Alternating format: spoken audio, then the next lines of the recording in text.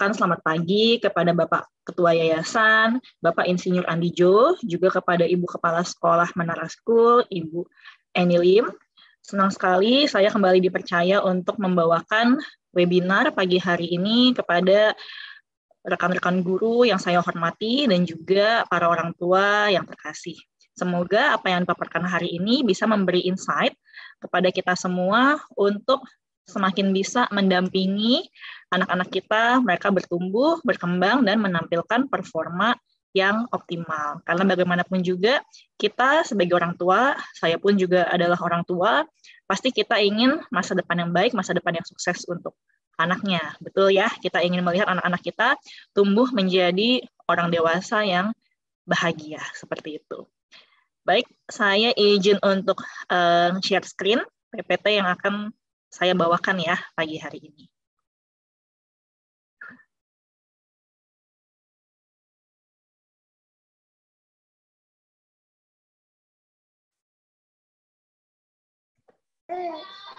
Apakah sudah terlihat PPT-nya?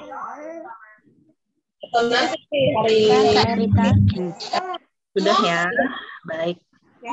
Saya senang sekali pagi hari ini rekan orang tua dan juga rekan guru kita sudah berkumpul bersama untuk sama-sama mendengarkan webinar, berdiskusi seperti itu ya. Kalau di saya di Jakarta ini baru jam 8:30 pagi ya. Kalau di Makassar kan lebih cepat 1 jam gitu ya. Tapi ini hari Sabtu pagi, long weekend pula gitu ya. Biasanya mungkin saatnya ada yang udah jalan-jalan gitu ya, atau mungkin saatnya bersantai, tapi luar biasa sekali, lebih dari 100 orang berkumpul di sini untuk kita sama-sama belajar, sharing, dan juga berdiskusi. Oke, tema hari ini adalah bagaimana kita bisa membantu anak ya, agar bisa sukses menghadapi stres gitu. Nah, sebelumnya tadi sudah diperkenalkan oleh Miss Indri bahwa sehari-harinya saya adalah psikolog pendidikan di Ide Plus Growing Center. Lokasinya adalah di Jakarta, seperti itu, di Mall of Indonesia. Nah, kami itu memang pusat pengembangan karakter dan juga life skill untuk anak dan remaja, gitu ya. Nah, tapi tidak perlu khawatir ya, Mom and Dads, para rekan-rekan orang tua yang ada di Makassar, gimana nih kalau kita mau ikut kegiatan di Ide Plus, seperti tadi yang ada di video, gitu ya. Karena sudah hampir 2 tahun ini, kegiatan kita semua berlangsung secara online, jadi bisa menjangkau adik-adik dari wilayah manapun ya, bahkan ada juga yang dari Makassar ya, adik-adiknya juga mengikuti kelas di kami seperti itu. Nah, di kami di Ide Plus kita setiap hari itu ada program life skill untuk adik-adik. Semuanya masih dijalankan secara online seperti itu untuk adik-adik yang duduk di kelas SD dan juga SMP. Di Senin kita ada mindfulness class, Selasa kita ada public speaking, di Rabu kita ada self-management, Kamis ada money wisdom, dan Jumat ada social skill. Ya, semuanya ini kami selenggarakan, kami persiapkan karena kami percaya bahwa life skill dan juga karakter ini penting ya untuk mendampingi technical skill atau kemampuan akademis dari adik-adik agar adik-adik bisa survive ya, bisa sukses menghadapi masa depan nanti, sama juga seperti bagaimana nanti ketika adik-adik menghadapi stres gitu ya. Nah, bagi rekan-rekan orang tua di sini yang mungkin tertarik ya, pengen mencoba gitu. Seperti apa sih kelas-kelas life skill di Ide Plus, seperti itu ya. Nah, kami mengundang spesial untuk Mom and Dad yang hadir di sini untuk mengikuti free trial ya. Free trial kami itu tadinya seharga 500.000. Tapi ini kami berikan secara free untuk Mom and Dad semuanya. Jadinya yang bisa ikut kelas kami selama seminggu, bisa ikut ke 5 kelas tersebut, itu secara free ya. Jadi adik-adiknya bisa mencoba langsung seperti apa sih kelas-kelas di Ide Plus gitu ya, apakah seru, apakah memang bermanfaat gitu ya. Setelah mencoba dan memang tertarik untuk join, nah baru silakan untuk bergabung seperti itu. Nah, ini juga kami juga berkomitmen untuk menjadi partner bagi para orang tua gitu ya. Oleh karena itu kami rutin mengadakan webinar setiap Jumat malam. Nah, untuk di bulan Mei ini tema kami adalah menjawab kegundahan seputar parenting. Jadi kami bekerja sama dengan Fami Parenting aplikasi gitu ya untuk menjawab pertanyaan parent seputar parenting. Nah, di situ sudah dikumpulkan banyak sekali pertanyaan-pertanyaan dari orang tua mengenai parenting, pendidikan tumbuh kembang anak, belajar, dan lain-lain gitu ya. Nah, itu akan kita jawab semua pertanyaannya di webinar bulan Mei ini. Ya, sudah kami kategorikan pertanyaan-pertanyaannya. Misalnya di tanggal 13 Mei kemarin ya, itu kita bahas permasalahan-permasalahan terkait belajar. Lalu di tanggal 20 Mei nanti kita akan bahas parenting di era digital, dan di tanggal 27 Mei itu akan dibahas mengenai komunikasi dan juga bullying. Ya, seru sekali topik-topiknya. Nanti jika ingin bergabung, saya akan share linknya di chat box di sini. Oke. Nah, tadi juga sempat di-mention sekilas ya, bahwa untuk adik-adiknya yang masih berusia 0 sampai dengan 6 tahun, kami juga menyediakan produk ya, mainan edukasi, TB Time, untuk mendampingi ya, tumbuh kembang adik-adik gitu, yang masih berusia di bawah 6 tahun. Nah, ini jika ingin mengetahui update kegiatan IDEA Plus dan juga TB Time, bisa mengikuti sosial media kami di @ideaplus.id dan juga tbtime.id. Ini nomor kontak dari masing-masing IDEA Plus dan TB Time. Silakan bisa dicatat, dan jika ada pertanyaan bisa menghubungi ke nomor ini. Nah, baik. Sebelumnya nih, ketika kita mau membicarakan topik stres pada anak ya, nah kira-kira menurut Mom and Dad sendiri gitu ya, stres itu sebenarnya apa sih gitu ya? Nah, ini boleh jika Mom and Dad ada yang mau share jawabannya di kolom chat gitu ya, atau ada yang mau langsung open mic, saya persilakan. Nah, sebenarnya stres itu apa sih menurut Mom and Dad di sini?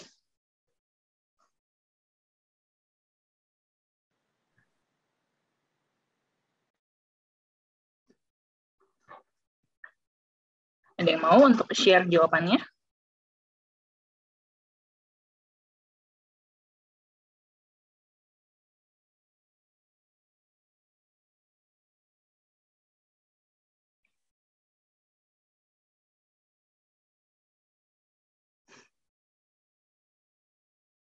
Menurut Mom and Dad sendiri, apakah stres itu berdampak baik atau berdampak buruk nih bagi kita?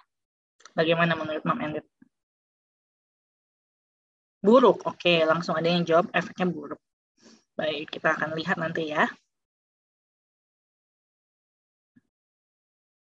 Oke, ini ada yang angkat tangan dari Jasper tadi. Apakah mau menyampaikan sesuatu? Belum? Oke, kalau gitu saya sambil lanjut dulu ya, Mom and Dad. Oke, Joan menjawab nih, tuntutan lebih besar daripada kemampuan. Bisa baik karena beri motivasi, bisa buruk kalau tidak ada daya tahan. Oke, thank you jawabannya, Joan. Oke, nah ini saya sampaikan ya, sebenarnya apa sih itu stres ya rekan-rekan semua. Nah, jadi stres itu adalah bentuk emosi sebenarnya ya. Emosi yang muncul ketika seseorang merasa, anak merasa ada sesuatu yang menekan ya. Ada sesuatu yang menekan atau mengancam dirinya. Oke, nah dan ketika ada emosi, pasti ada reaksi, ada respon yang keluar. Ya, misalnya kalau kita sedih, kita menangis gitu ya. Kalau kita lagi senang, kita tertawa. Kalau stres ini reaksi yang dikeluarkan bisa dalam bentuk psikologis, ya mental, maupun fisiologis. Ya, fisiologis itu yang bisa kita rasakan adalah misalnya nih, stres gitu ya, ada hal yang menekan atau mengancam. Menekan itu tuh bisa terjadi kalau ada tantangan, ada perubahan, seperti itu ya, ada sesuatu yang baru. Nah, itu bisa menjadi hal yang menekan, gitu ya. Misalnya, anak mau menghadapi ujian, gitu ya, itu kan sesuatu yang challenging, ya. Nah, gejala yang muncul dari fisiologisnya, itu bisa saja misalnya merasa deg-degan, gitu ya, jantungnya berasa berdebar-debar gitu. Nah, mungkin Mom and Dad di sini juga ada yang merasa, oh iya, saya juga kalau stres gitu berasa lebih deg-degan seperti itu. Atau ada juga yang reaksi fisiologisnya itu ke bagian pencernaan gitu misalnya. Kok jadi mules gitu ya, kok jadi nggak nafsu makan, kayaknya jadi berasa enek gitu misalnya. atau misalnya malam sebelumnya jadi nggak bisa tidur, ya, itu adalah reaksi fisiologis dari stres. Ya, kalau yang psikologis itu misalnya gimana gitu ya, tiba-tiba jadi lupa gitu ya, jadi mudah lupa, atau tiba-tiba jadi mood mudah terganggu gitu ya, karena tadi ini saling berhubungan ya, fisiologis sama psikologis ya, karena tadi itu merasa deg-degan jadi merasa susah untuk santai ya, karena deg-degannya itu. Nah, itu adalah reaksi yang keluar dalam bentuk psikologis atau fisiologis. Jadi, basically, stres itu adalah sebuah bentuk emosi. Di mana kalau kita mau pahami tentang emosi, sebenarnya semua emosi itu sifatnya adalah netral. Ya, emosi itu adalah respon diri kita dari hal-hal yang terjadi di luar kita, di lingkungan kita. Misalnya kita dapat sesuatu yang menyenangkan, reaksi emosi yang kita rasakan adalah senang, bahagia gitu ya. Kalau misalnya ada sesuatu, kita kehilangan sesuatu yang berharga, yang terjadi adalah kita merasa sedih gitu. Jadi emosi itu sebenarnya adalah reaksi dari apa yang terjadi. Jadi begitupun dengan stres sebenarnya. Nah, lalu di sini pertanyaannya adalah, apakah sebenarnya stres itu selalu berdampak buruk? Ya, tadi ada yang jawab buruk ya langsung gitu. Tapi ada yang jawab belum tentu, bisa baik bisa buruk. Nah, mari coba kita lihat bersama ya, Mam Endet. Jadi sebenarnya stres sendiri itu ada dua jenis.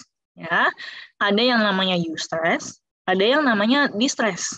Ya, kalau eustress itu adalah jenis stres yang bersifat menantang, tapi masih bisa dikendalikan. Ya, jadi ini sebenarnya stres yang baik dan dibutuhkan untuk kita bisa berkembang. Oke, nah dan eustress ini sebenarnya bisa meningkatkan antusiasme, kreativitas, motivasi, dan juga aktivitas fisik. Ya, jadi eustress ini stres positif. Terjadinya kalau kita butuh motivasi. Ya, kejadian situasi itu kita memandangnya sebagai peluang dan kita sendiri merasa, oh kayaknya bisa nih, ada harapan, ada pengharapan positif di situ. Ya, menantang, iya menantang, tapi menyenangkan seperti itu.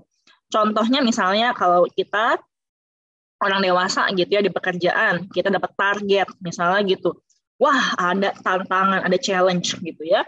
Tapi eustress itu tuh terjadi ketika kita merasa, oke, kita ada target nih, harus kejar target, ada tantangan, tapi rasanya masih bisa tercapai gitu. Saya bisa melakukan berbagai cara, berbagai usaha untuk bisa mencapai itu. Dan kita jadinya akhirnya antusias nih, pengen membuktikan diri, pengen kejar mencapai target itu, kayak gitu kan. Nah, itu sebenarnya adalah stres yang baik gitu ya. Nah, sementara distress ya adalah stres yang rasanya terlalu berat untuk bisa diatasi. Ya, situasi kejadian itu kita anggap sebagai hal yang membingungkan, nggak ada harapan untuk mengatasinya. Jadi muncul perasaan terperangkap, tidak berdaya, dan juga frustasi. Ya, apakah kejadian tadinya bersifat eustress atau stres yang baik bisa menjadi distress? Nah, itu juga bisa sekali terjadi. Nanti saya jelaskan ya, terutama pada anak itu sangat bisa terjadi sebenarnya. Nah, ini saya akan jelaskan melalui bagannya ya, supaya mudah dipahami. Jadi dari sini kita lihat ya, bahwa sebenarnya stres itu nggak selalu berdampak buruk. Ada stres yang baik, yang justru mendorong kita untuk berkembang, mendorong kita untuk semakin termotivasi, mendorong kita untuk bisa semakin lebih kreatif, seperti itu ya. Nah, ini adalah bagan stres, Mam-Endet semua. Ya, jadi di sini prinsipnya adalah stres dalam jumlah yang tepat dibutuhkan anak untuk bisa berkembang optimal.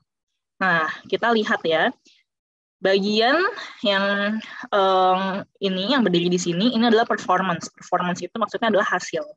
Oke. Sementara yang mendatar ini adalah jumlah kadar stresnya. Kita lihat ya, kalau stres terlalu rendah, nggak ada stres, nggak ada tekanan, nggak ada challenge, nggak ada performance juga. Performance-nya juga low, seperti itu. Ya, nggak ada perkembangan gitu ya, nggak ada pertumbuhan kreativitas, nggak ada motivasi gitu, karena nggak ada challenge seperti itu. Tapi stres dalam jumlah yang cukup nih, dalam jumlah yang cukup, itu bisa membuat performance menjadi optimal, ya, menjadi makin optimal. Oke. Nah, tapi kita lihat lagi, kalau stresnya tadi yang dari medium ini, dari yang titik optimal ini, itu juga berlebihan, itu akhirnya bisa menurunkan performance juga seperti itu, ya. Jadi kita lihat bahwa nggak ada stres is not good gitu ya. Ini juga bikin performance itu low, kita nggak jadi apa-apa, kita nggak tumbuh, nggak berkembang. Tapi stres yang terlalu tinggi ini juga nggak baik, ya, nggak baik untuk performance kayak gitu. Nah, sebenarnya apa sih yang menyebabkan stres berlebih nih pada anak? Coba kita lihat. Nah, ini salah satunya ya, yang menyebabkan stres berlebih pada anak. Yang pertama adalah tuntutan. Ya, ini bukan cuma dari orang tua, bisa aja dari lingkungan, dari guru, dari keluarga lainnya, teman-teman sekitarnya gitu ya. Menuntut anak di atas kemampuan usianya, ya. Waktu itu saya pernah dengar cerita seorang orang tua gitu ya, ngeluh gitu kan, anaknya usia 4 tahun, kok anak saya nggak bisa konsentrasi, anak saya susah konsentrasi, katanya gitu. Oh, emangnya yang ibu maksud dengan konsentrasi, bisa konsentrasi itu kayak gimana? Oh ya, maksudnya dia bisa duduk diam, bisa ngikutin pelajaran dalam waktu 1 jam. 1 jam, bayangin ya, anak 4 tahun. Ya, padahal kalau kita rasakan sendiri ya, sekarang memang tentang konsentrasi, orang tuh cenderung semakin pendek ya. Kita aja orang dewasa, kalau mau konsentrasi melakukan sesuatu selama 1 jam, wah rasanya udah berat nih, udah banyak distraksi ke sana-sini. Apalagi anak usia 4 tahun, ya, yang memang secara tumbuh kembang, memang rentang atensinya masih rendah. Ya, rentang atensi anak tuh biasanya usia anak dikali kurang lebih 3 gitu ya, dalam menit itu berarti. Jadi kalau usia 4 tahun ya bisa fokus mengerjakan satu hal selama 4 kali 3 itu berarti 12 menit aja tuh udah bagus gitu ya. Nah, ini orang tuanya mengharapkan sampai dengan 1 jam. Dan ketika anak nggak bisa konsentrasi selama 1 jam, dibilangnya anaknya sulit konsentrasi gitu ya. Nah, itu dia. Ketika tuntutan orang tua di atas kemampuan usia anak. Ya, tadi itu ya, tuntutannya, challenge-nya terlalu berlebihan sehingga akhirnya menyebabkan stres berlebih kepada anak. Ya. Lalu berikutnya beban akademis yang mungkin terlalu tinggi seperti itu ya. Nah, di sini Mom and Dads, kita coba ingat-ingat sendiri ya, dulu ketika kita sekolah gitu ya, atau ketika kita belajar, kita kuliah gitu kan. Dulu tuh mungkin ada teman-teman kita yang secara akademis tuh performanya sangat baik. Ya, pintar disebutnya anak yang pintar gitu kan. Lalu coba kita ingat-ingat sekarang deh gitu kan, anak-anak yang pintar itu sekarang mereka jadi seperti apa ya? Jadi sukses, oh mungkin banyak ya. Tapi yang nggak jadi apa-apa, ya mungkin ada juga ternyata. Sementara mungkin ada teman-teman kita yang dulu sekolahnya biasa aja gitu ya, mungkin malah dianggap kurang cerdas gitu-gitu kan. Tapi coba kita ingat-ingat ya, sekarang itu mereka jadi apa? Yang mungkin nggak jadi apa-apa, ya ada juga, banyak juga yang kayak gitu. Tapi yang dulunya biasa-biasa aja malah kurang, tapi sekarang jadinya sukses, ada juga loh seperti itu, gitu ya. Nah, jadi di sini kita lihat gitu ya, kita memberikan anak beban akademis yang sangat tinggi. Saya pernah dengar ada orang tua, pokoknya anak nilai harus 100 kayak gitu ya. Kalau 98 itu fail, gitu, gagal katanya kalau kayak gitu ya. Nah, apakah harus seperti itu? Ya, apakah harus selalu dapat nilai 100 untuk anak-anak bisa sukses di masa depan?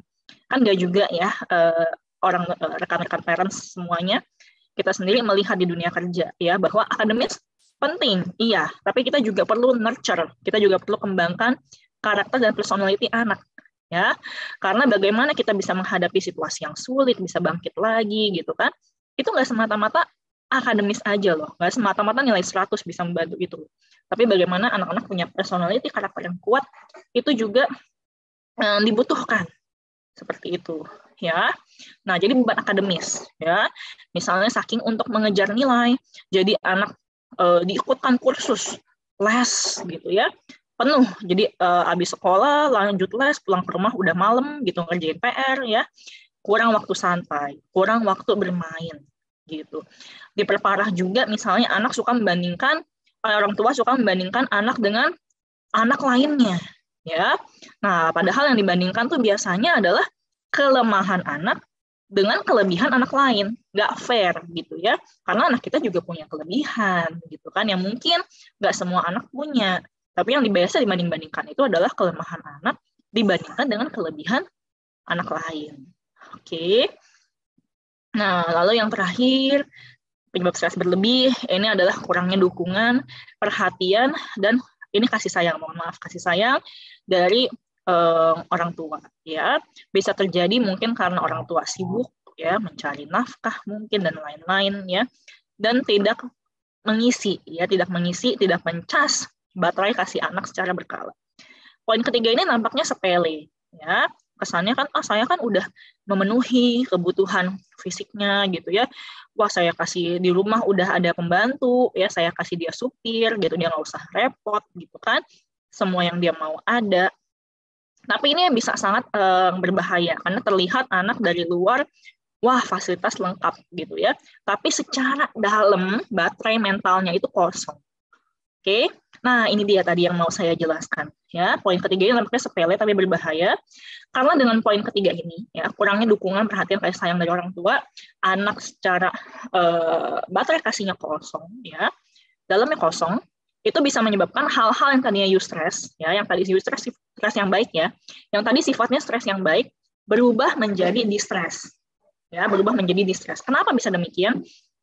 Karena ketika anak menghadapi sebuah kejadian yang menantang, tapi orang tua nggak hadir, tidak memberikan dukungan, ya, tidak membantu mengarahkan solusi, yang muncul adalah perasaan tidak berdaya dan juga frustasi.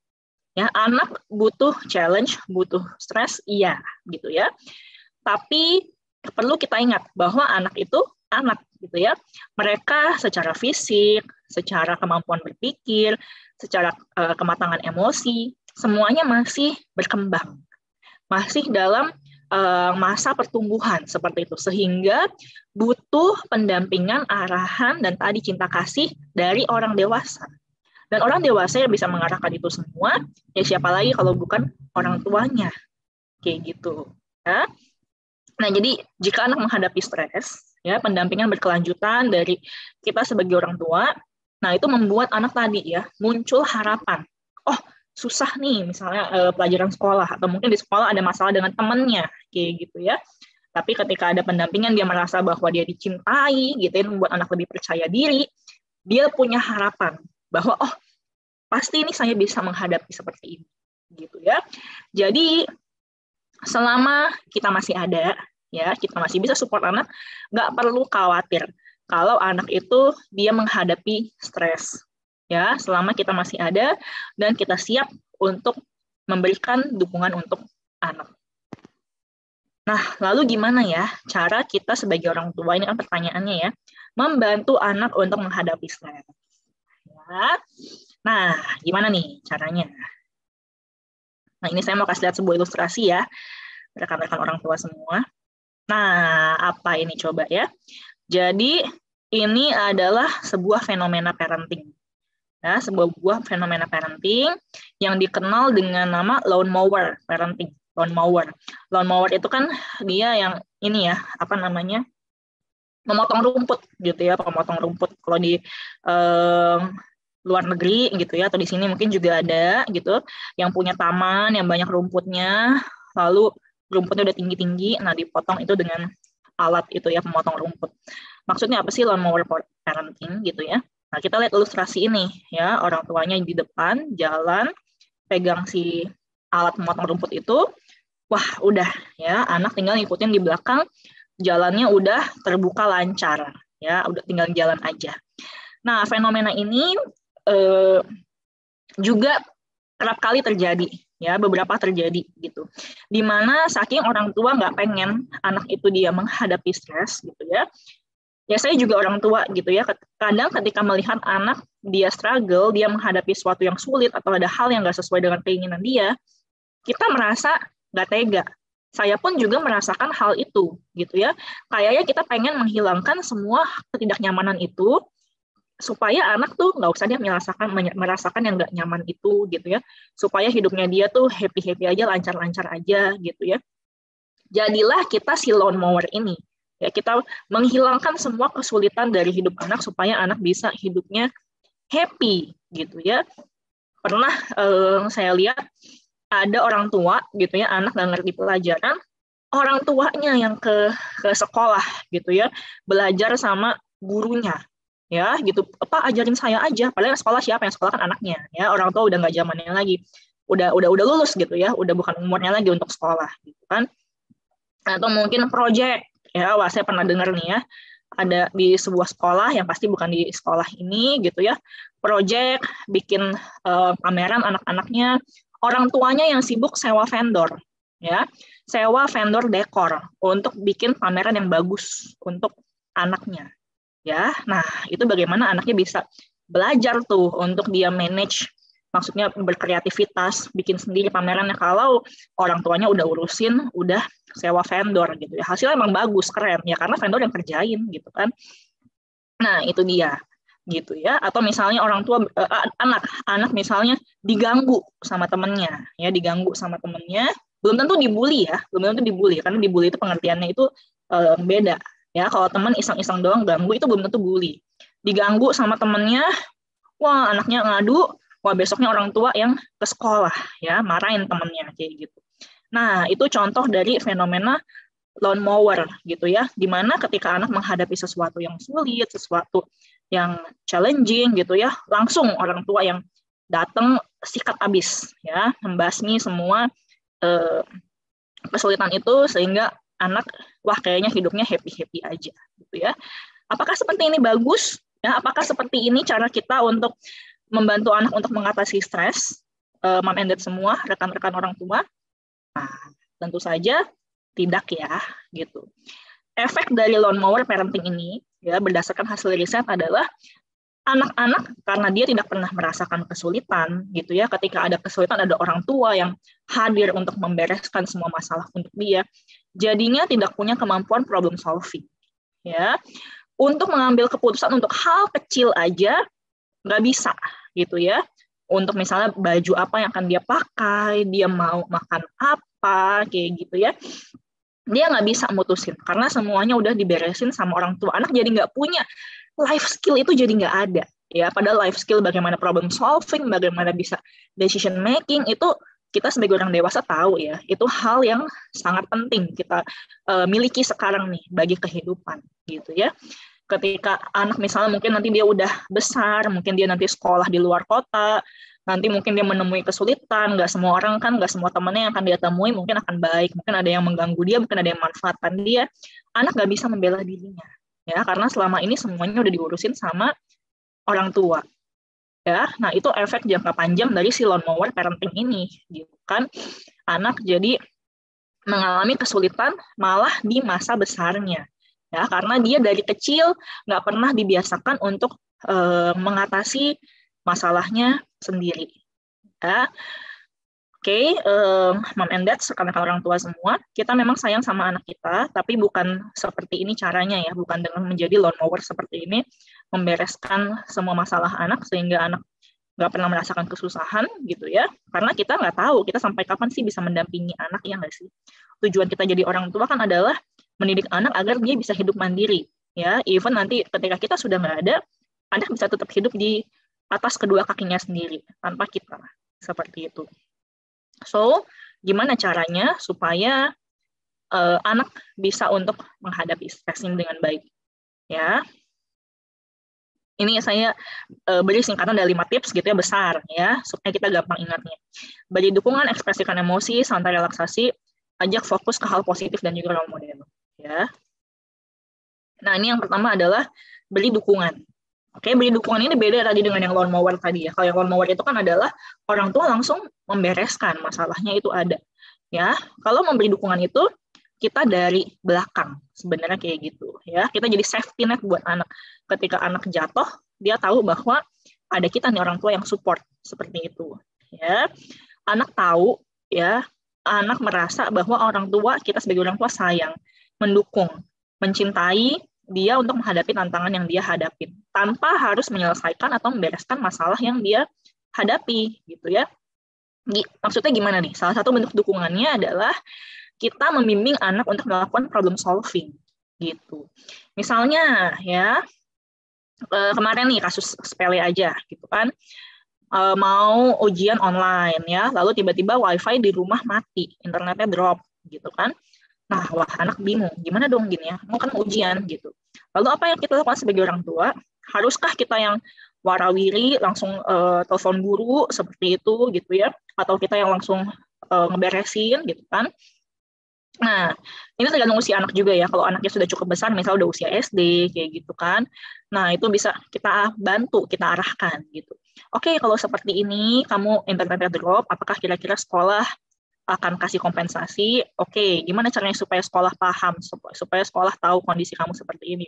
Harus telepon ke sekolah, gitu kan.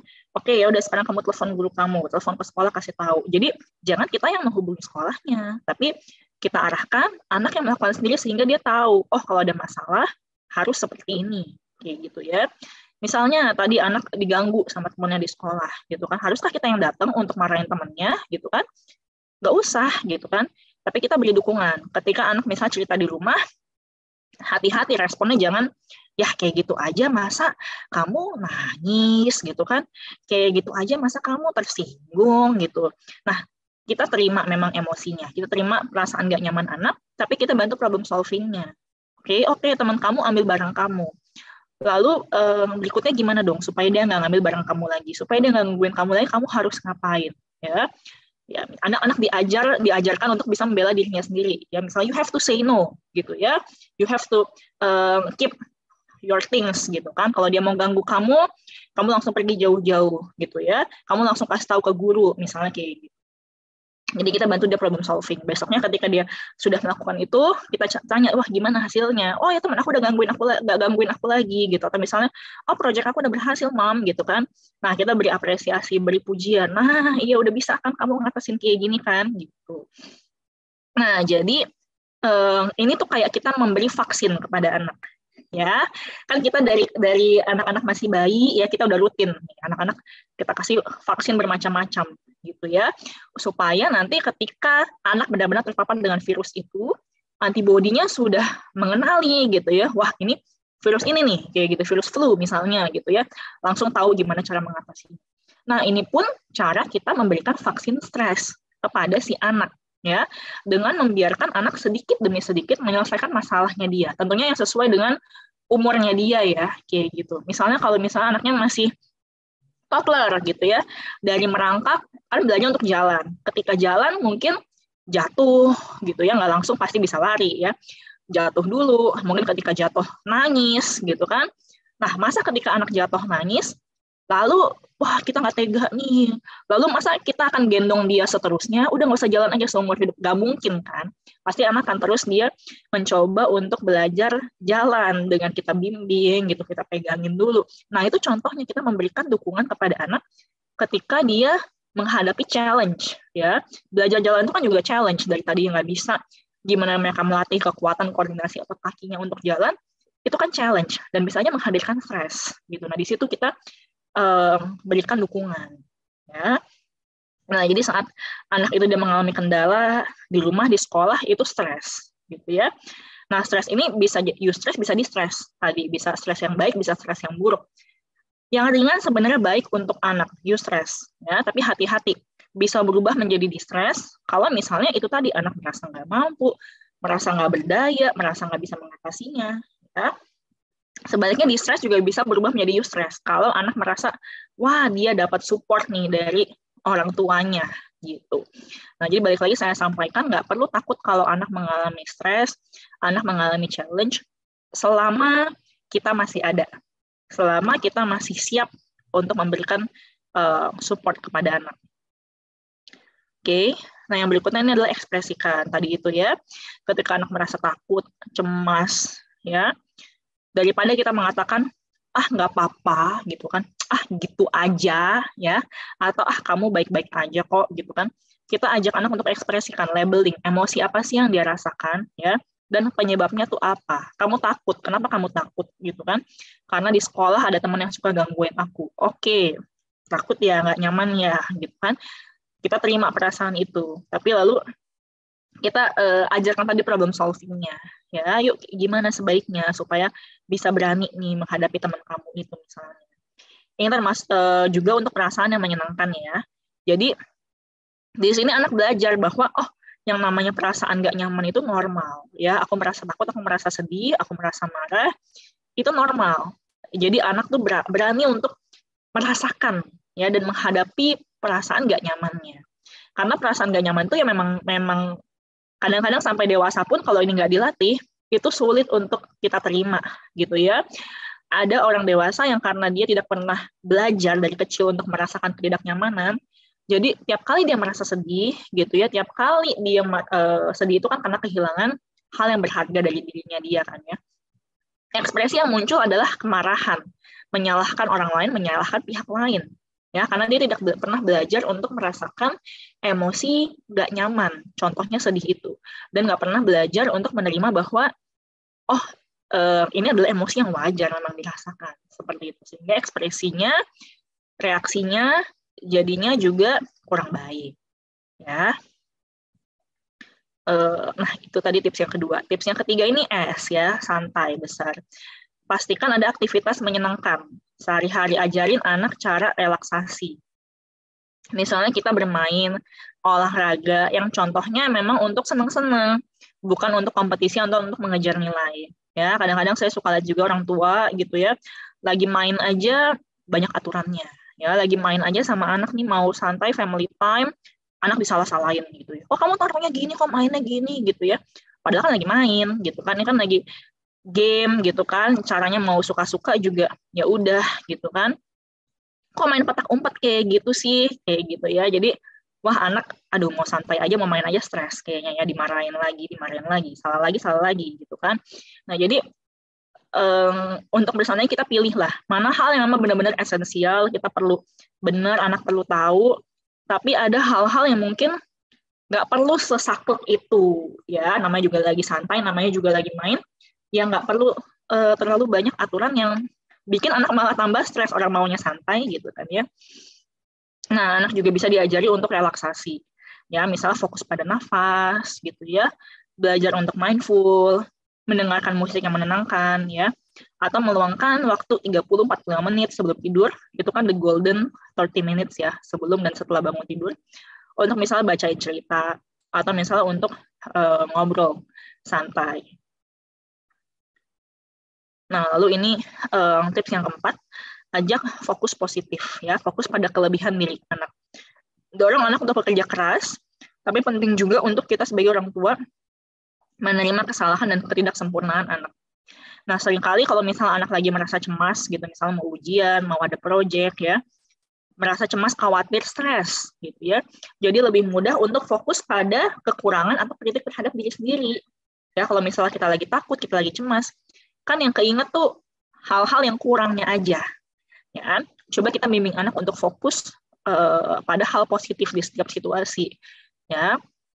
Nah, ini akan lebih mudah bagi anak untuk menilai stres itu sebagai eustress. Misalnya kayak tadi nih, kan saya lihat di video ya, anak-anak perform, main pianika gitu ya, ada yang nyanyi, ada yang dance, mungkin deg-degan tadinya, eustress, kayak gitu kan.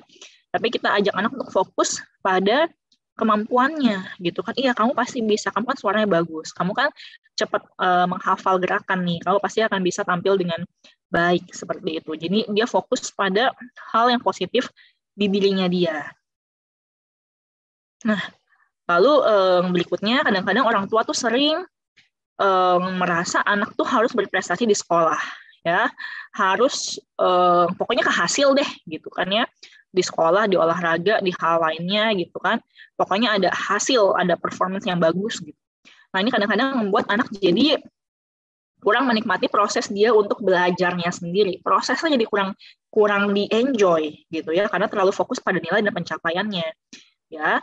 Penting memang kita untuk mendorong motivasi anak, tapi menerima bahwa oke, kadang-kadang anak salah, anak gagal, tidak sempurna, itu juga hal yang penting ya. Sekali lagi, nggak apa-apa anak gagal gitu ya, nggak apa-apa anak melakukan kesalahan, nggak apa-apa anak nggak sempurna gitu ya, lebih baik dia gagal sekarang ketika dia masih dalam proses belajar di sekolah, masih ada kita untuk bisa mendampingi, dibandingkan dia nggak pernah gagal dan tiba sekalinya gagal nanti ketika dia udah besar, udah dewasa gitu ya, itu mengatasinya akan lebih sulit.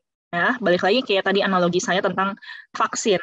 Ya, vaksin itu kan diberikan dalam dosis kecil sedikit untuk memicu antibodi keluar supaya nanti ketika menghadapi virus yang sesungguhnya anak udah kuat, udah punya antibodinya. Begitupun dengan stres, begitupun juga dengan menghadapi kegagalan gitu. Sekarang nggak apa-apa dalam dosis kecil kan, gitu kan. Anak merasakan dulu sehingga udah terbentuk antibodinya dia gitu ya. Ketika nanti dia dewasa dan mungkin menghadapi hal-hal yang lebih besar, yang lebih challenging nantinya. Lalu berikutnya nih, nah ini yang penting banget juga ya, jadi role model. Saya pernah ketemu satu klien anak remaja gitu ya, yang kalau mau ujian memang stresnya berlebih ya, sampai muncul gejala fisik gitu, nggak bisa tidur, kepalanya sakit banget gitu ya, sampai dia harus minta obat penahan nyeri ke dokter gitu-gitu kan. Ketika saya ngobrol dengan ibunya gitu, ternyata memang kedua orang tua ini, ibunya dan juga ayahnya itu memang ketika menghadapi stres merasakan gejala yang serupa juga gitu ya. Bahkan ayahnya itu sering ketika lagi di pekerjaan, banyak pekerjaan gitu ya, stres, wah itu kebawa sampai di rumah gitu ya, lagi stres nih gitu, dan sering banget mention menyebutkan kata-kata itu. Lagi stres nih, sakit kepala apa segala macem gitu ya. Wah, ini menjadi role model ya. Role model, oh jadi ketika menghadapi hal yang menekan, hal yang challenging, harus kayak gini responnya ya, harus sakit kepala kayaknya. Nah, itu sebenarnya orang tua menjadi role model untuk anaknya seperti itu. Nah, jadi gimana supaya anak bisa sukses menghadapi stres? Kita pun sebagai orang tua juga memberikan sebagai contoh ya, sosok yang berani menghadapi masalah, sosok yang bisa mengatasi stres, yang bisa mengelola stres dengan baik gitu ya. Ketika orang tua tidak berani, ketakutan ya, lari dari masalah atau menghadapi stres dengan cara yang tadi berlebihan seperti itu, anak jadi mencontoh ya. Nah, orang tua juga bisa kasih contoh misalnya kayak ketika menghadapi kondisi yang nggak menyenangkan, bisa stay calm ya, stay cool, stay calm gitu. Dan contoh untuk merawat diri sendiri terkait dengan kesehatan mental nih. Misalnya menerapkan kebiasaan positif gitu ya, fokus sama hal-hal yang positif juga ya. Gitu. Nah, jadi role model ini juga sebenarnya penting banget ya. Kita coba lihat diri kita sendiri, sebenarnya gimana sih respon kita, cara kita mengatasi stres, apakah sudah produktif atau belum, apakah sudah baik atau belum, karena itulah yang sebenarnya anak lihat dan anak akan tiru gitu. Nah, jadi tadi itu adalah tips ya, besar tadi itu ya, beri dukungan, lalu biarkan anak untuk ekspresikan emosi, santai, ada waktu santai, habis itu ajak fokus pada hal-hal yang positif, dan terakhir kita jadi role model. Oke, terakhir, dibanding menghindarkan anak dari stres, mari kita bersama-sama mempersiapkan anak agar bisa kuat dan tangguh dalam menghadapi tantangan ke depannya. Sekian, terima kasih Mam Endet, rekan-rekan orang tua semua, juga rekan-rekan guru yang saya hormati. Berikutnya saya kembalikan kepada Miss Indri. Silakan, Miss. Baik, terima kasih untuk Kak Erika yang sudah membawakan materinya hari ini. Jadi stres tidak hanya dialami oleh orang dewasa ya Kak Erika, tetapi juga dapat dialami oleh anak-anak. Baik, untuk Bapak Ibu yang ingin mengajukan pertanyaan, boleh menuliskan pertanyaannya pada kolom chat. Silakan, atau boleh open mic ya Kak Erika. Ya, silakan. Ya, silakan Bapak Ibu, waktu dipersilakan untuk mengajukan pertanyaan. Kalau tidak ada pertanyaan, sepertinya mungkin sudah jelas ya Kak Erika. Udah jelas ya. Wah, ada nih dari Ibu Aprilia, Miss. Oke. Jadi sebelumnya telah disebutkan bahwa stres juga dapat berdampak positif. Pertanyaannya, stres seperti apa yang dapat berdampak positif untuk tumbuh kembang anak? Bagaimana Kak Erika? Langsung mau dijawab. Oke, baik. Terima kasih. Pertanyaannya Mam Aprilia. Saya langsung jawab ya, Miss Indri ya. Ya, silakan Kak Erika. Oke, baik. Nah, seperti ini. Kalau kita lihat pengertian stres itu adalah reaksi tubuh ketika kita menghadapi situasi yang mengancam atau situasi yang menekan atau situasi yang challenging. Banyak hal yang terjadi pada anak ya di rumah maupun di sekolah yang sifatnya itu challenging, oke? Dan yang sifatnya challenging itu bisa dikategorikan sebagai stres. Tapi tadi itu ada stres yang baik, eustress, ada juga yang distress. Stres yang baik itu seperti apa? Misalnya anak tadi itu ya ada project gitu ya, dia tampil gitu kan, kayak tadi yang saya lihat di video. Mungkin ketika dalam masa persiapannya anak ada merasakan stres gitu, mungkin grogi, wah nanti gimana kalau aku nyanyi nggak bagus, gimana kalau nanti aku nggak hafal, gimana kalau nanti gerakannya salah, ada kan stresnya itu. Tapi bagaimana anak bisa mengelola tadi itu perasaan nggak nyaman dia, challenging-nya itu, nah, sehingga dia bisa menampilkan performance yang baik. Dia latihan, mempersiapkan diri, sehingga performance jadinya baik.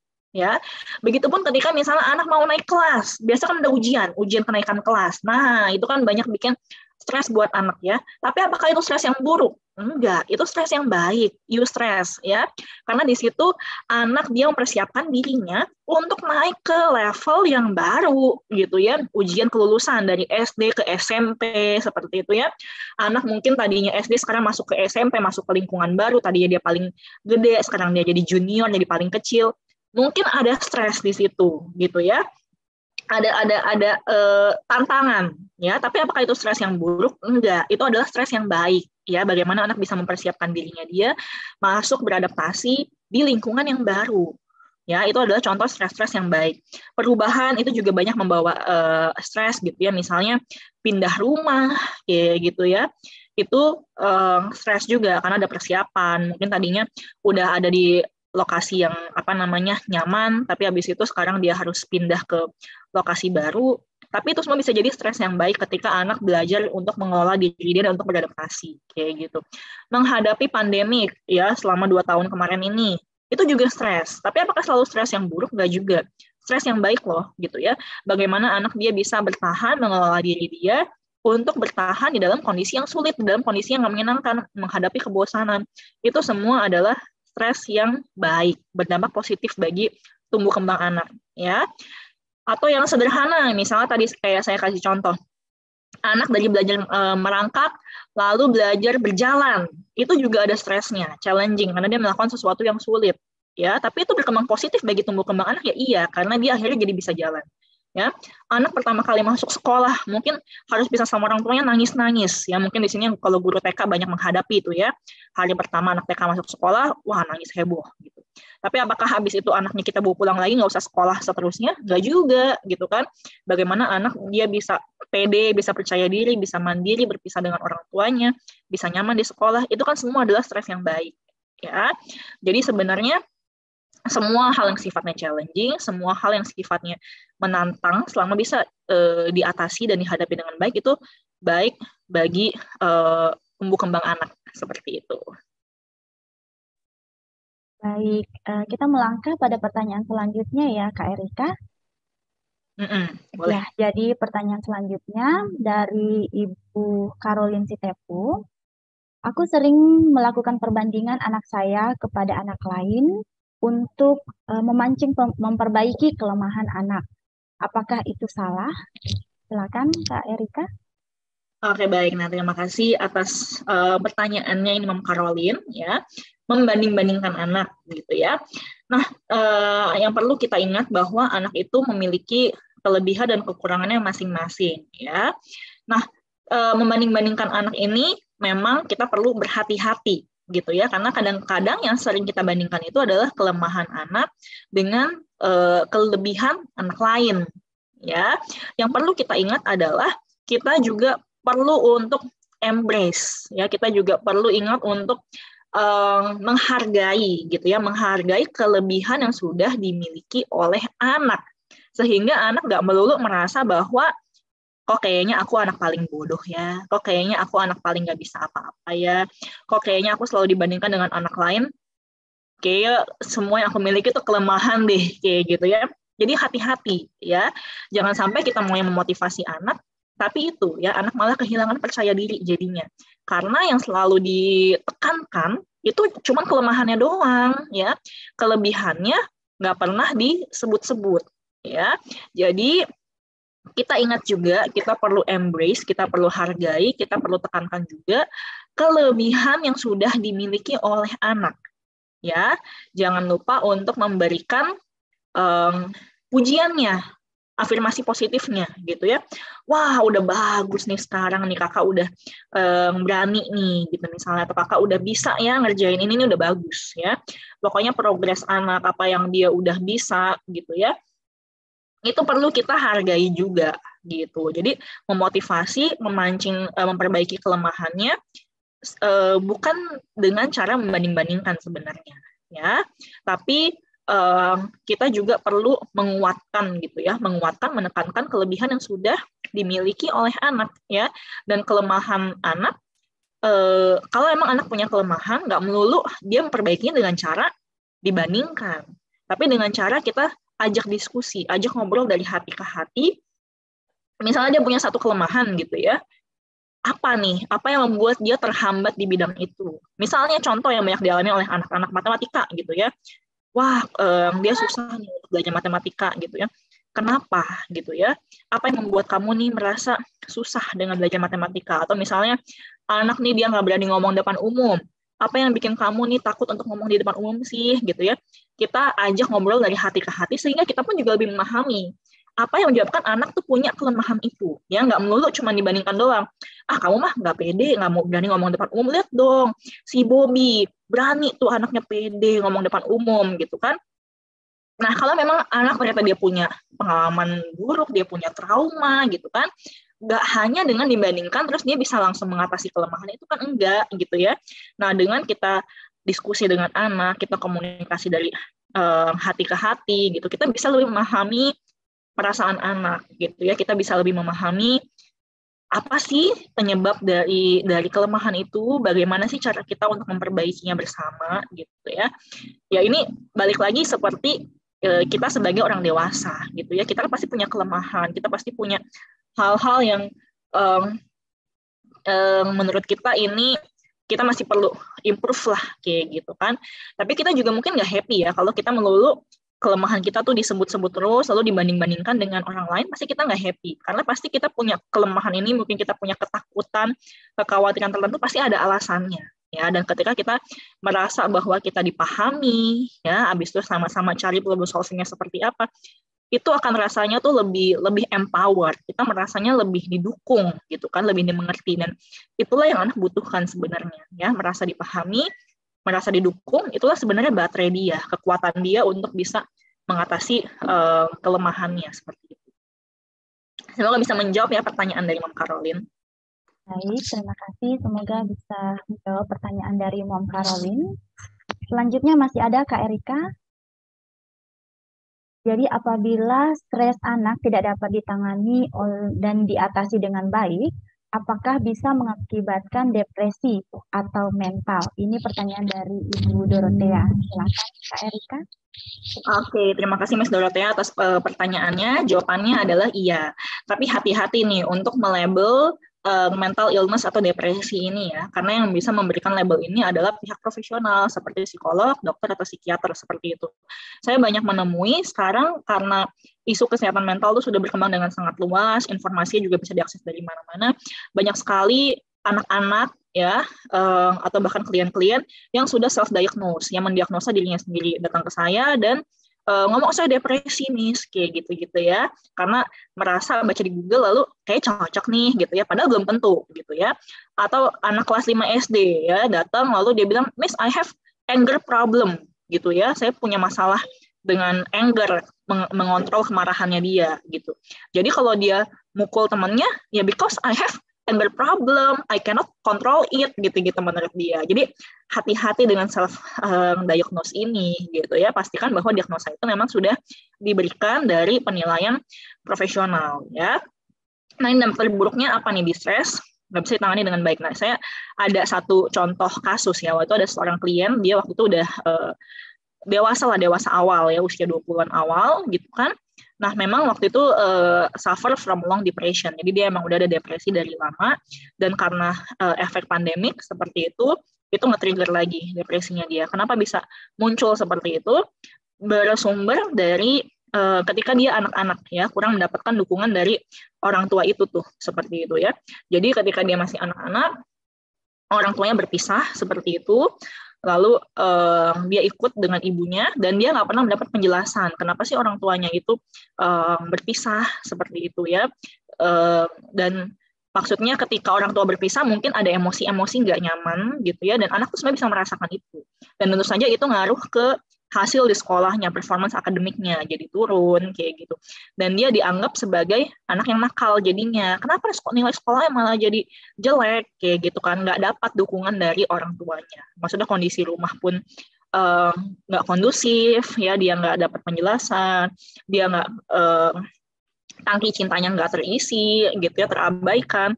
Dan ketika maksudnya ada efeknya hasilnya ke sekolah jadinya jelek, jadi nggak perform, dia malah semakin disalah-salahin seperti itu. Nah itu tadi yang bisa menyebabkan stres tadi ya, eustress, satu kejadian yang challenging itu berubah menjadi distress ya, karena nggak dapat support dari orang terdekatnya seperti itu ya. Jadi itu salah satu contoh kejadiannya yang pernah terjadi gitu. Semoga menjawab ya pertanyaan dari Miss Dorothy ya. Baik, terima kasih Kak Erika. Selanjutnya masih ada Kak Erika dari Mom 2 ini. Ini tentang kurang fokus belajar anak. Jadi apakah ada masukan atau tips dari Kak Erika untuk orang tua agar anak bisa fokus dalam proses pembelajaran? Silakan Kak Erika. Baik, terima kasih pertanyaannya. Ini dari kayak maminya Dwayne dan Dominic ya. Oke, nah untuk belajar online memang saya akui ya, kita bersama akui bahwa itu bukan cara terbaik untuk anak bisa belajar, untuk bisa paham satu pelajaran ya. Karena yang namanya anak, apalagi kalau usianya semakin dini gitu ya, PAUD gitu atau kelas 1, kelas 2, tentu saja paling baik belajarnya secara konkret ya, langsung hands on, bisa lihat seperti apa proses belajarnya. Kalau online tentu saja kita ada banyak keterbatasan ya, keterbatasan device, sinyal, dari sudut pandang guru juga mungkin nggak bisa mencakup semuanya, hanya tercapture di layar-layar kecil-kecil aja, tentu saja itu sulit gitu ya untuk mengontrol kelasnya, pasti itu challenge sendiri seperti itu. Nah tentu saja kita perlu pahami tahap ya, kemampuan dari anak kita masing-masing ya. Kalau mungkin dia usianya sudah lebih besar, mungkin sudah bisa lebih mandiri ya. Kita hanya pastikan aja, oke, dia udah bisa, device-nya udah beroperasi dengan oke, sinyal oke, dia udah bisa masuk ke link sekolahnya, lalu dia tahu apa yang mesti dikerjakan, mesti disubmitnya kapan dan gimana. Oke, kayak gitu. Tapi kalau misalnya usia anak semakin kecil, tentu saja semakin dibutuhkan pendampingan dari orang tua sebenarnya, kayak gitu. Karena saya pun juga orang tua, parents, saya pun juga pernah merasakan mendampingi anak sekolah online, kayak gitu. Dan saya melihat sendiri banyak keterbatasannya. Anak misalnya mau kasih lihat, dari sudut pandang dia berbeda dengan sudut pandang yang nanti kelihatan dari gurunya di layar, gitu ya.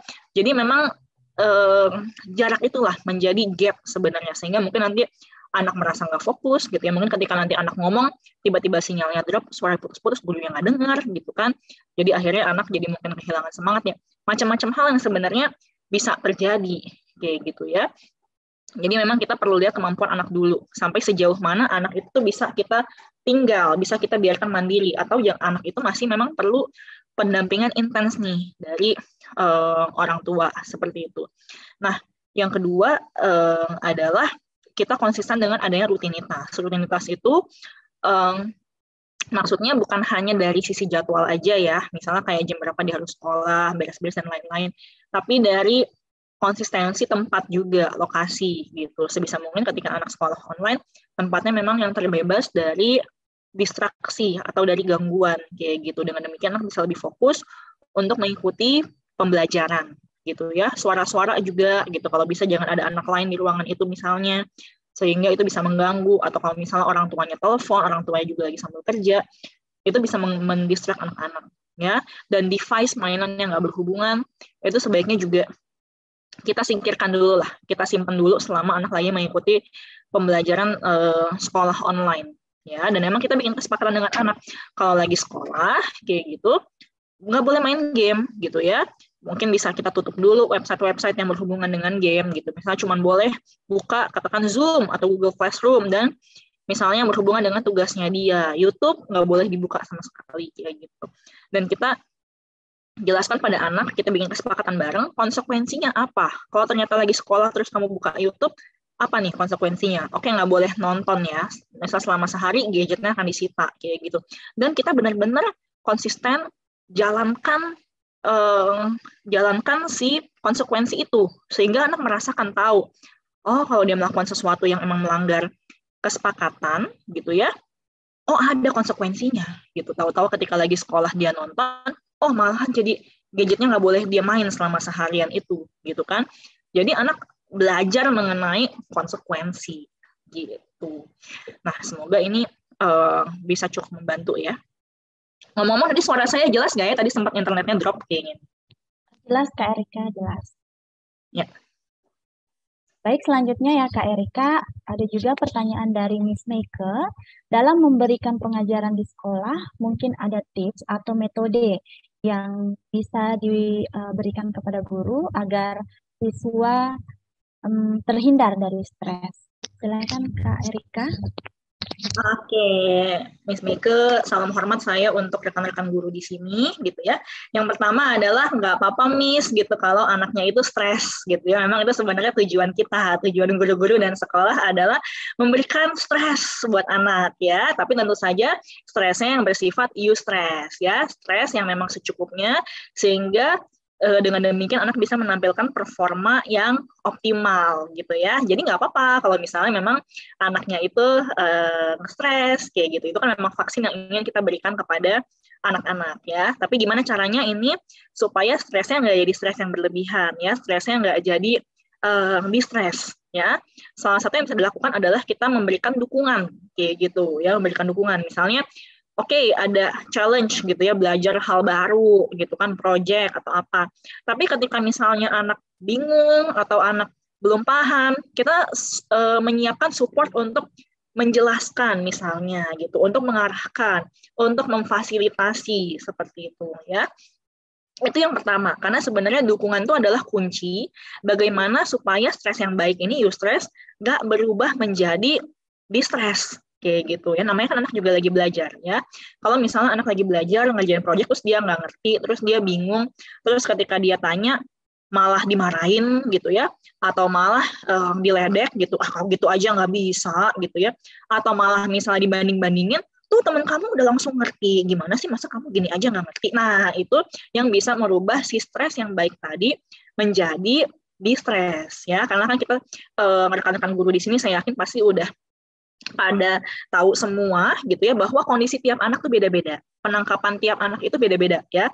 Ada anak yang mungkin dikasih tahu sebentar sekali cepat langsung ngerti gitu, tapi ada anak yang mungkin butuh penjelasan yang lebih detail, lebih konkret, butuh pendampingan berulang-ulang baru oh paham kayak gini gitu caranya ya. Jadi balik lagi kita berikan dukungan dan kita juga mencoba untuk memahami kondisi dari anak masing-masing ya. Dan kita sendiri di sekolah, guru-guru juga kita pasti paham bahwa selain kondisi anak beda-beda, kondisi di rumahnya juga pasti beda-beda ya. Ada yang rumahnya keluarganya sangat suportif gitu. Jadi wah enak nih kalau koordinasi sama orang tua ini ya, mami papi ini gitu. Pasti mereka orangnya suportif. Tapi mungkin ada juga yang nggak segitunya ya. Kita sama-sama tahu ya. Jadi ya itu bagaimana kita sebagai guru di sekolah bisa memberikan dukungan support yang kita mampu ya untuk setiap anak-anak yang ada gitu ya. Tadi saya cukup yakin guru-guru di Menara School ini cukup baik gitu, dan terbukti dengan testimoni dari orang tua bisa menurture gitu ya, bisa menurture dan mengembangkan anak sesuai dengan kapasitas mereka masing-masing gitu. Itu hal yang penting sekali sebenarnya, bagaimana stres yang kita berikan bisa pas untuk meningkatkan performance anak ini menjadi optimal gitu. Baik, terima kasih Kak Erika. Nah, di sini ada pertanyaan yang terakhir dari Mom Joan. Tadi sempat disinggung bila anak diganggu teman, orang tua tidak perlu melibatkan diri. Cukup memberi solusi ke anak, misalnya dengan melaporkan ke guru. Bagaimana setelah dilaporkan ke guru, tapi tetap mengulangi. Jadi sampai batas mana orang tua tidak perlu terlibat. Seperti itu, Kak Erika. Silakan. Oke, baik. Wah, ini pertanyaan yang bagus sekali gitu ya. Nah, ini saya juga teringat gitu, ada fenomena ya. Kalau misalnya ada satu anak dia dibully gitu di sebuah sekolah, pindah ke sekolah lain. Apakah udah pasti jaminan bahwa di sekolah barunya itu dia nggak akan dibully juga? Belum tentu loh. Bisa jadi dia dipindahkan ke sekolah baru, ya, pindah lagi mungkin nanti ke sekolah lain, di mana-mana terus dibully gitu ya. Itu bisa terjadi beberapa hal. Yang pertama itu adalah mungkin ada pengalaman atau trauma masa lalu dari anak ini ya, yang membuat dia mohon maaf terus menempatkan dirinya di kondisi di mana dia bisa terbuli gitu ya. Bahkan kalau ini nggak terselesaikan sampai dewasa nanti, mungkin nanti dia ketemu kerja gitu ya. Ada juga loh bully di tempat kerja itu juga ada ya, cenderung bertemu dengan orang-orang yang membuli dia kayak gitu. Masih ada masalah yang belum terselesaikan, unresolved conflict gitu ya, yang bisa menempatkan dia di posisi itu terus-menerus ya. Atau yang kedua tadi itu ya, anak tidak pernah belajar mengenai cara untuk melindungi dirinya sendiri ya, sehingga ketika dia diganggu oleh temannya, dia dibully, pasrah gitu ya, nggak bisa membela dirinya, nggak bisa mempertahankan dirinya ya, padahal ini skill yang penting.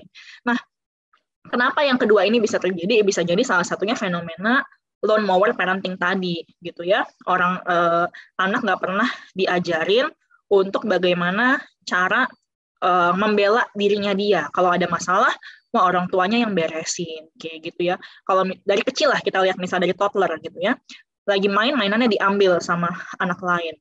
Orang tuanya yang mintain balik, kayak gitu ya. Anak nggak pernah diajar untuk, ayo ngomong gitu ya, no, atau misalnya, ayo kamu ngomong, minta mainan kamu balik gitu ya. Nggak pernah diajarin yang seperti itu. Gitu. Sehingga anak nggak tahu gitu, kalau ada orang yang berperilaku nggak pantas kepada saya, mengganggu saya tuh harus ngapain sih? Boleh nggak aku bilang no tuh, boleh nggak sih gitu ya, aku nggak mau kasih pinjem barang aku tuh, boleh nggak sih ya. Nah, atau fenomena itu juga tuh, anak dituntut untuk jadi anak yang penurut, pokoknya harus ngikutin apa kata orang tua gitu ya, nggak boleh say no, barang tuh harus pinjemin semua kayak gitu. Jadi dia nggak terbiasa untuk mempertahankan dirinya dia seperti itu, padahal itu adalah skill yang penting nih nanti buat anak ketika dia bersosialisasi ke depan, bahkan sampai dewasa. Skill untuk bisa dia melindungi diri, mempertahankan teritorinya dia tuh, ini hal yang diperlukan seperti itu ya, gitu. Saya juga soal pernah lihat ada anak TK kayak gitu kan, satu anak cubit anak lainnya, yang dicubit diam aja ya, tahu-tahu nangis gitu ya, udah ada bekas luka di sini ya, karena cubitnya pakai kuku gitu kan. Nah, itu kita perlu, yang salah yang nyubit emang salah, perlu ditegur juga ya, nggak boleh nyubit teman kayak gitu. Tapi yang ketika dicubit ini juga perlu diajarin, kalau kamu dicubit sakit gitu ya, you have to say no gitu ya, kamu harus tangannya, kamu harus bilang stop kayak gitu, kamu harus pergi jauh-jauh dari teman itu gitu ya, jangan diem aja terus nangis gitu kan. Nah, itu kita juga perlu mengajari anak skill untuk dia bisa membela dirinya dia. Membela diri nggak harus selalu dengan cara kasar loh, nggak harus dengan selalu cara harus pukul balik, enggak gitu ya. Tapi tadi itu say no gitu ya, pergi dia mencari siapa figur yang lebih otoritas, atau tangannya dia kebaskan gitu ya, barang-barangnya dia lindungin, itu juga bisa seperti itu ya. Nah, tapi ini gimana kalau misalnya laporkan ke guru sampai terulang lagi. Nah, kita juga perlu lihat ya, karena ini fenomena yang menarik juga, tapi saya yakin di sekolah ini pasti nggak ada ya. Ada sekolah-sekolah yang dikenal dengan budayanya ya, salah satunya adalah budaya bullying ya. Ada salah satu sekolah unggulan ya, itu yang terkenal dengan budayanya bullying ya. Jadi ibaratnya nih, kalau orang tua masukin anaknya sekolah ke situ, ya harus siap anaknya tuh dibully, karena itu budaya di sekolah kami gitu ya. Kalau kamu nggak siap terima, ya jangan masukin anak ke sini kayak gitu. Nah, itu kita juga mesti lihat bagaimana kondisi sekolah tuh ya, karena ada juga sekolah-sekolah yang ternyata kayak gitu ya, tutup mata, merasa bahwa ini udah turun-temurun di sekolah kita tuh pasti ada bullying, jadi ya terima aja kalau masuk sini tuh mesti menjalani itu gitu ya. Itu kan pilihan kita sebagai orang tua. Mau nggak kita bela-belain anaknya masuk ke sekolah unggulan tapi dia dapat bullying seperti itu gitu ya. Itu kan hak kita sebagai orang tua untuk memilih sekolah mana yang memang cocok untuk misalnya anak kita ya. Tapi saya yakin banget itu pasti nggak terjadi di sekolah Menara ini gitu ya. Nah, lalu gimana kalau misalnya masih terulang lagi nih gitu ya sampai laporkan ke guru gitu kan. Nah, orang tua itu kita perlu membantu dari belakang layar sebenarnya gitu ya, dari belakang layar. Nah, kita melihat anak mencoba, misal udah bilangin ke guru, anak udah apa namanya udah mencoba untuk membela dirinya dia, tapi anak ini mungkin ada pihak pembuli yang masih terus mengganggu gitu kan. Nah, itu kita juga bolehlah ajak ngobrol dengan guru untuk kita sama-sama paham sebenarnya kondisinya apa ya. Karena anak-anak yang membuli itu juga kalau kita mencoba untuk memahami, mereka anak-anak yang bisa jadi kurang perhatian juga di rumah gitu ya, atau sehingga mereka mencari perhatiannya di sekolah dengan membuli pihak-pihak lain yang dirasa lebih lemah kayak gitu ya, atau mereka juga kurang kedekatan lah di rumah gitu ya, mungkin nggak pernah diajarin bagaimana cara untuk sosialisasi, cara untuk care ke orang-orang lain gitu ya, sehingga di sekolah bisa melakukan hal-hal seperti itu gitu kan. Dengan kita coba ngobrol dengan guru, mungkin dipertemukan dengan pihak orang tua dari anak yang lainnya itu, kita jadi bisa duduk sama-sama ngobrol gitu ya, dengan untuk tahu oh masalahnya ini seperti apa sih kayak gitu ya. Nah, batasannya adalah kita sampai melihat nih gitu ya, apakah perilakunya ini sampai sudah membahayakan bagi anak kita gitu ya, dan anak kita nampaknya sudah melakukan segala cara tapi nggak bisa nih gitu ya untuk dikendalikan.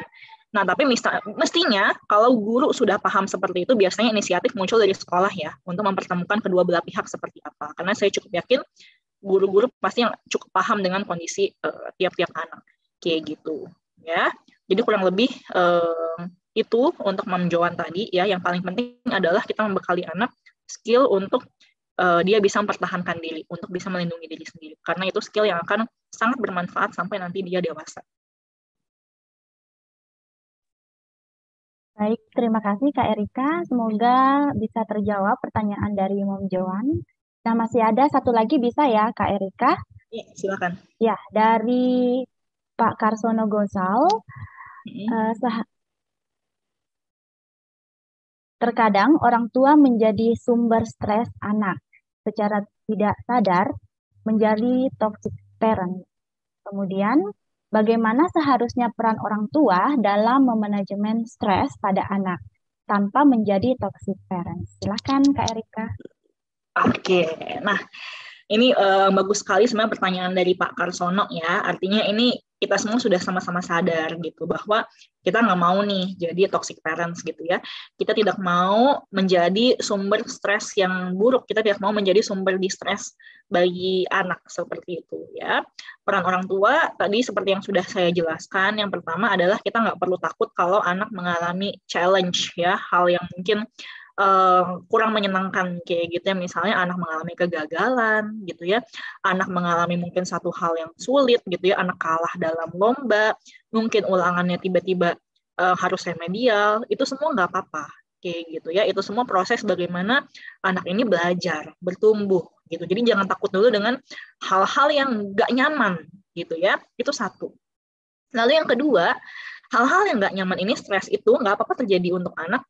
Tadi itu pesannya, selama kita ada dan kita siap memberikan dukungan ya. Jadi peran orang tua paling penting adalah memberikan dukungan, support untuk anak ya, membuat anak dia merasa didukung, dia merasa dicintai, dia merasa berharga. Dengan demikian tumbuh nih perasaan percaya diri, perasaan bahwa anak ini mampu untuk menghadapi masalahnya dia sendiri gitu ya. Caranya adalah gimana ya, kita mengisi baterai kasih anak ini. Kita meluangkan waktu mungkin untuk quality time dengan anak, ngobrol, kita coba memahami kondisi anak itu seperti apa gitu ya. Kita berikan pujian juga, kita menghargai kelebihan, kekuatannya dia, progres, apa yang sudah berhasil yang dia lakukan, kemajuan-kemajuannya dia, bukan cuma hasil aja ya, kemajuan proses yang dia lakukan, itu kita hargai juga kayak gitu ya. Kita berikan cinta kasih dari sentuhan fisik gitu ya, pelukan, ciuman, kasih sayang seperti itu. Hadiah-hadiah kecil, mungkin celebration sederhana aja ketika misalnya anak ada keberhasilan kecil kayak gitu ya. Nah, itu bagaimana cara kita sebenarnya mengisi nih ya, mengisi baterai kasih pada diri anak ketika penuh, anak itu akan lebih mampu untuk menghadapi masalah, untuk menghadapi hal-hal nggak nyaman itu, kayak gitu ya. Dan yang paling penting adalah untuk tidak menjadi toxic parents adalah kita sendiri sebagai orang tua juga paham ya. Mungkin kita sebagai orang tua kadang-kadang kita juga masih ada konflik yang belum terselesaikan. Kita juga masih ada trauma masa lalu. Mungkinnya yang mempengaruhi cara kita sekarang bersikap terhadap anak gitu ya. Nah, dan ketika kita melihat anak ada masalah, coba kita lihat tanyakan kepada diri kita sendiri. Sebenarnya ini masalahnya anak atau masalah kita sih, kayak gitu ya. Saya pernah ketemu sama orang tua ini dulu ketika zaman dia masih jadi anak, masih sekolah gitu, dia adalah anak yang berprestasi, dan nilainya selalu bagus, selalu ranking gitu. Nah, dan tapi ketika sekarang dia jadi orang tua, anaknya nggak seperti itu. Anaknya modelnya yang santai gitu ya, yang lebih sukanya ke arah olahraga kayak gitu. Jadi untuk belajar pun dia melihat nggak serius dia zaman dulu. Kalau dia zaman dulu tuh belajar kecil dari sebelum-sebelumnya udah belajar, nilai itu harus bagus lah kayak gitu kan. Sementara anaknya dia nilainya oke, nggak remedial, tapi bukan yang terbaik juga gitu ya. Dan si ibu ini, dia seorang ibu gitu ya, merasa terganggu sama hal ini. Kok anaknya kayak gitu sih gitu ya, anaknya kok nggak kayak dia dulu gitu kan. Nah itu dia ketika ngobrol, ya akhirnya ibu ini juga akhirnya sadar gitu kan bahwa anak itu beda dengan dirinya dia gitu ya, anak itu nggak sama dengan dirinya dia gitu. Kalau anaknya sekarang mungkin ekspektasi harapannya gitu ya nggak sama dengan dia, bukan berarti anaknya itu bermasalah, enggak. Mereka cuma punya cara atau tipe yang berbeda aja kayak gitu. Jadi ketika kita melihat ada masalah dengan anak, coba kita tanyakan kepada diri kita, apakah benar ini masalah anak gitu ya, atau sebenarnya masalahnya ada di kita sih gitu ya. Contoh lain lagi gitu, ada seorang orang tua juga gitu, ketika dia masih kecil jadi anak-anak, dia anak bungsu gitu ya, lalu dia sering disuruh-suruh sama kakak-kakaknya, dan dia nggak bisa melawan karena dia anak paling kecil gitu. Jadi kalau disuruh-suruh ya dia ikutin aja. Nah sekarang ketika jadi orang tua, dia punya 2 anak, dia merasa ke-trigger banget ya, bisa merasa marah sekali, terpicu gitu ya, terpicu sekali kemarahannya kalau melihat anaknya yang besar yang sulung nyuruh-nyuruh anaknya yang bungsu gitu ya. Nah, apakah itu masalahnya ada di anak sulungnya nyuruh-nyuruh anaknya yang bungsu? Belum tentu ya, bisa jadi itu sebenarnya pengalaman trauma masa lalu dia yang terpicu ya, yang dia merasa nggak nyaman zaman dulu, terpicu ketika melihat perilakunya anaknya sekarang gitu. Nah, jadi bagaimana supaya kita nggak jadi toxic parents adalah kita mengenali ya, ketika sesuatu terjadi dan kita terpicu muncul emosi-emosi nggak nyaman, apakah itu benar masalahnya di anak ya, atau sebenarnya itu bersumber dari inner child ya, dari masa lalu kita sebagai anak nih, pengalaman buruk kita, mungkin konflik kita yang belum terselesaikan ketika dulu kita jadi anak gitu. Nah semoga ini bisa menjawab pertanyaan dari Pak Karsan ya.